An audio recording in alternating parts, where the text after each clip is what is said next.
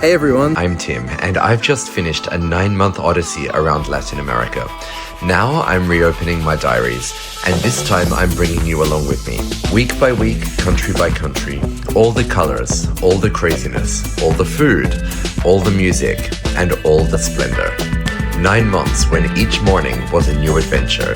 The road was my companion, and Latin America cast its spell on me. This is my Latin America Diaries. Welcome back to my Latin America Diaries. I woke up early in Monteverde in Costa Rica and set out for my next destination country, that was Nicaragua. Getting there was a two-step process. Firstly, I needed to get from Monteverde down to the Pan American Highway, the road that stretches from Ushuaia at the southern tip of Argentina all the way to Alaska. Then I would connect with a through bus heading north to Granada, my first destination in Nicaragua. The only problem was that the buses from Monteverde down to the Pan American Highway left either later in the day, which meant that I would have missed my connecting bus onwards to Nicaragua, or absurdly early in the morning, so 4:45 a.m. it was. I waited at the tiny Monteverde bus station with a handful of other travelers, and right on schedule the bus arrived.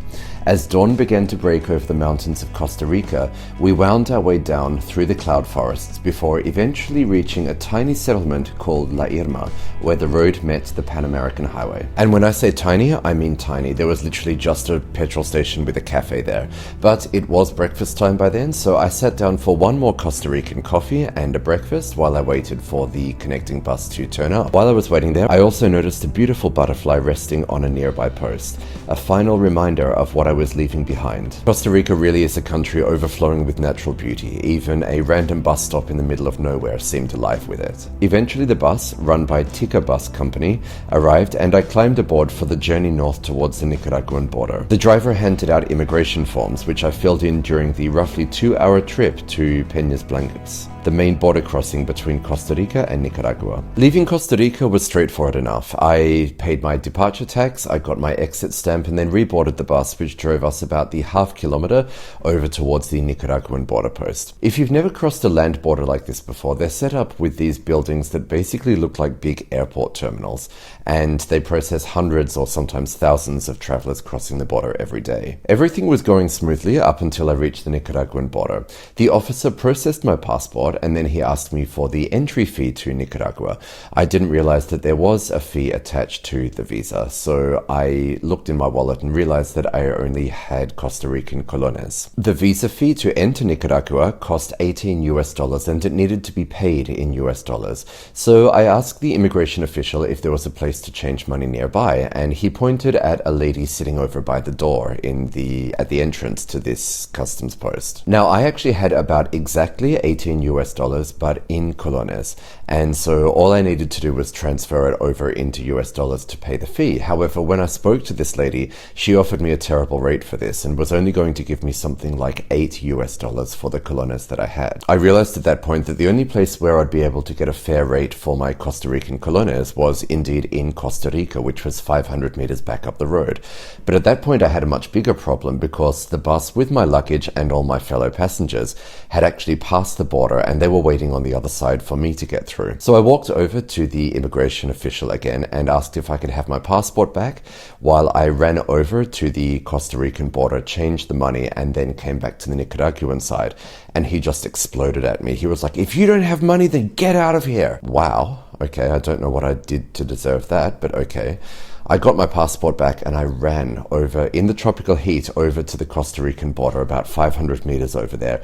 I changed the colones, I got exactly $18, and then I ran back over to the Nicaraguan side of the border where the angry immigration officer had left, presumably for lunch or to calm down in a padded cell somewhere.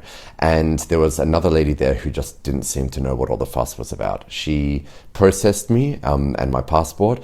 I got the stamp, I paid the money, entered Nicaragua, and then went through to where the bus was waiting on the other side. I jumped back on the bus. A couple of the passengers seemed a bit pissed off that I had held them up for so long, but the driver just kind of laughed and waved me onto the bus and said, like, don't worry, it happens all the time. With that, we were back on our way. We continued north to the city of Granada in Nicaragua, driving alongside Nicaragua's enormous inland lake, Lake Cocibolca. Once I arrived in Granada, from the place where the bus dropped me off, I walked the short distance with my luggage down to the Diacachimba hostel where I would be staying for the next couple of nights. The reception was essentially a small bar and cafe area, while the accommodation was simple but perfectly adequate. On the walk down from the bus stop down to the hostel, a man approached me and started asking me questions like, where are you from? What are you doing here? What do you want? What are you planning to do while you're in Granada? Where are you staying? And all these sorts of things. And, you know, I think a lot of people, they sort of get sucked in by this, but I think if you've been traveling a lot, that you probably are a bit more experienced with this kind of thing and you learn to just ignore them. Because think about it this way, if someone did that to you in your home country, you'd instantly be suspicious of their intentions. So it's no different when you're traveling in another country. I just kind of walked away from him and then eventually got down to where I was staying. After settling into the hostel, I headed out to explore the city of Granada. Granada is one of Nicaragua's most important cities and is widely regarded as one of the most beautiful colonial cities in Central America. Founded in 1524, its streets are lined with colorful colonial buildings, churches, courtyards, and grand old mansions. The problem was that I had kind of misjudged my visit to Granada. Not far from Granada is the volcano Masaya. It's a large active volcano and it was one of the main drawcards of visiting Granada for me. It's one of the few places in the world where you can stand on the rim of an active volcano and look down into the lava lake in the center of the crater. However, a few months before I visited, there had been a landslide at the crater and it had effectively plugged the volcano and covered over the lava lake. More than removing the reason to actually visit the volcano, it had actually become a source of concern for geologists who were worried that one day the volcano might erupt or actually explode without warning with tourists up there. So by the time I got there, visiting the volcano was actually illegal for safety reasons. And with that, one of the main reasons why I had come to Granada was effectively taken off the table. So instead, I spent my time wandering through the old city. And while Granada is undeniably beautiful, something felt a little strange about it. The streets seemed unusually quiet, there weren't many people around, and parts of the city felt almost deserted. I never quite figured out what it was, but I did wonder if maybe because the Masaya volcano was no longer attracting tourists, there were that many fewer people and therefore that much less business in the city of Granada. When I stepped out of the hostel that afternoon to go exploring Granada, the man who had approached me on the way down from the bus stop to the hostel initially, he sort of pulled out of a side street and then started, hectoring me again. And he was like, "Are you ready for that tour now?" And I was like, I didn't agree to take a tour. It turns out that he'd actually been waiting for me to leave the hostel that afternoon. And that made me feel uncomfortable, of course. But on top of that, I was like, I never agreed to do a tour with you. And then when I told him to go away, he seemed to be quite annoyed and he sort of made out like I had betrayed him somehow. I managed to get rid of him in the end, but it did feel uneasy. Maybe it was the entry to Nicaragua with the hostile border official, or maybe it was this guy, but like in the beginning, Nicaragua and Granada really didn't click the way that I was hoping it would. Granada is no doubt beautiful. I mean, the beautiful old buildings and the colonial vibe, but something about it just felt off for me. Maybe it's because I was there during the rainy season. I mean, it's drier there than it is in Costa Rica, but every now and then I would be sent scrambling for cover by the occasional downpour. Maybe it's because of the rainy season that there were fewer tourists. Maybe it's because of the situation with the Masaya volcano that it just sort of felt like there just weren't that many people around. In fact, the man who approached me on the way down from the bus stand to the hostel was actually the first of about 3 or 4 touts who got to know where I was staying. And it felt really predatory, like they were really trying to get business out of me. And I understand that. I mean, obviously, as a tourist, I mean, that is the tourist trade. I get that. But it didn't feel like they were offering their services. It felt like I was being hunted. I would walk down the street and be heckled by this person and then walk into a shop to get a cool drink, or I think at one time I got a haircut or a shave. And then when I came out 20 minutes later, they had been waiting for me outside that shop. So it really didn't leave a good taste in my mouth by the time I left Granada, unfortunately. Another thing to do nearby Granada is go out on the lake and head out to Ometepe, which is sort of like this beautiful island in the middle of the lake, and you can lounge on hammocks over the water, and it's meant to be really beautiful, but I had kind of already done that in other places, and I didn't really get a great first impression of what I had already seen from that region, so I was happy to keep moving. I don't know, I had been told really good things about Granada, so maybe I just got unlucky, maybe I was there at the wrong time of year. Maybe I made myself an easy target somehow. I'm still not sure how I might have, but maybe. But yeah, I hope if you head to Granada, then I hope that you have a better experience than I did.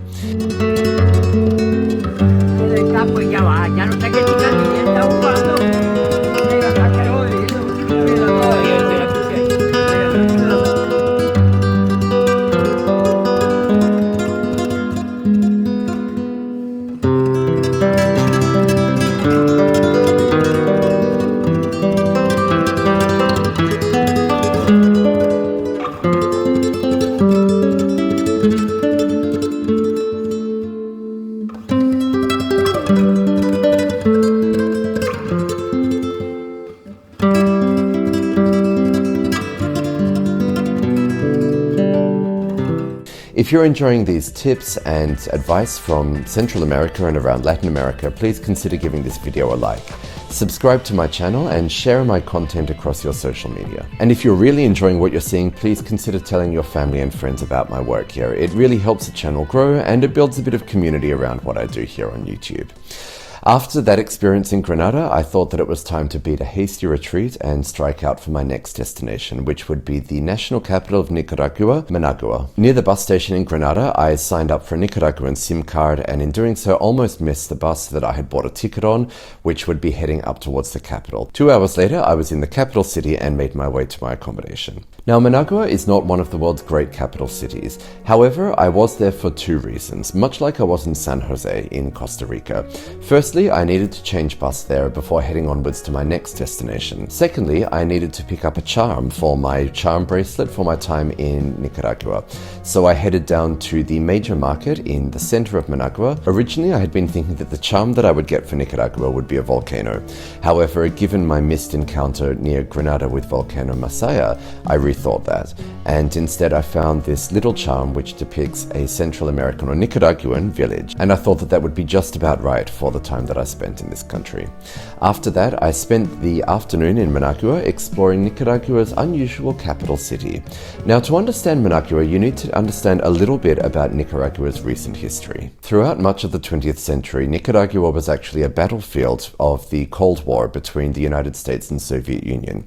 In Nicaragua, that played out between the Somoza dictatorship, which was backed by the United States, and the FSLN, known as the Sandinistas, which was a communist force which was backed by the Soviet Union, and it was headed by Augusto Cesar Sandino.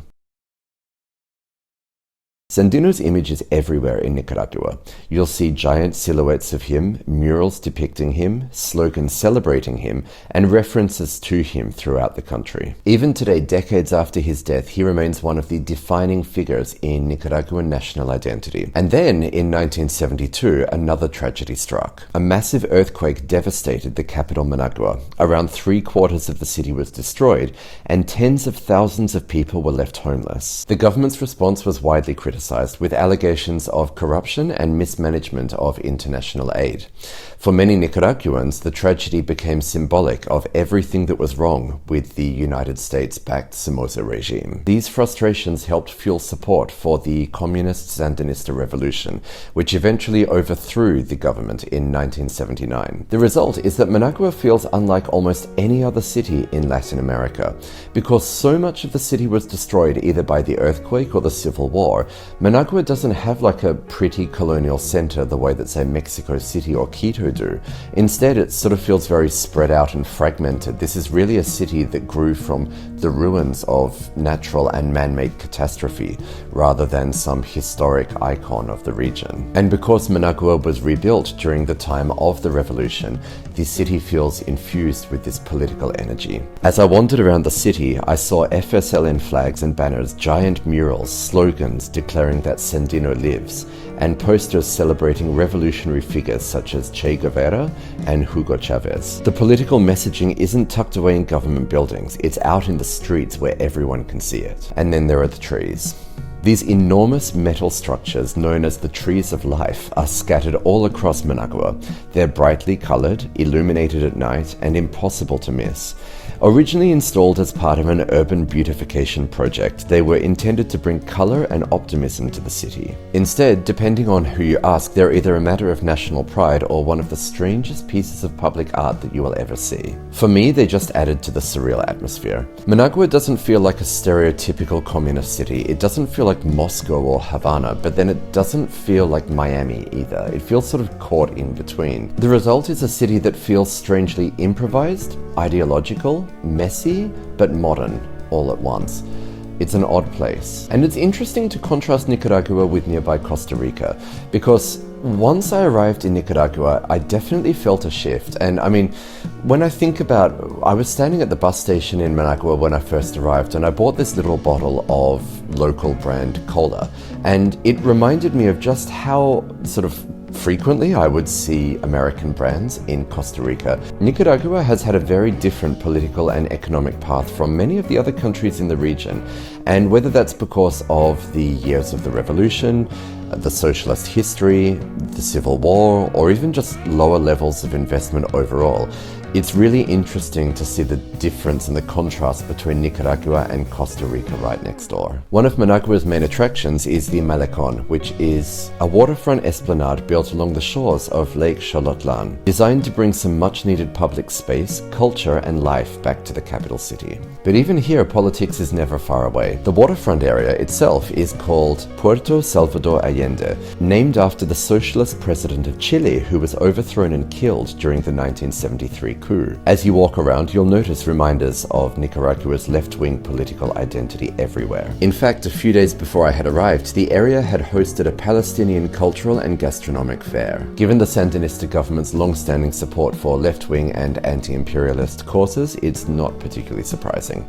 That evening, I stayed at the basic but friendly Villalobos Hotel. The next morning, before heading onwards to my next destination, I took a quick walk around the neighborhood looking for breakfast. Managua has a reputation for crime, and while I can't really comment on how well deserved that reputation is today, you can certainly see signs of this. This is a city that was devastated by the 1972 earthquake and then spent decades dealing with revolution, civil war, and economic hardship. Many homes and businesses are protected behind bars, security gates, and high walls. But then at the same time, there are reminders that this is just a city full of people who are trying to get on with their everyday life. At one point, I passed a family-run tortilla business operating out of the front of their house.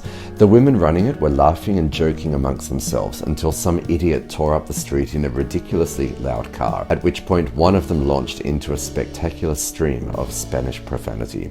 Even without understanding every word of what she said, I got the gist of it. And then it was time to head onwards to my next destination, where I would finally have an encounter with a Nicaraguan volcano.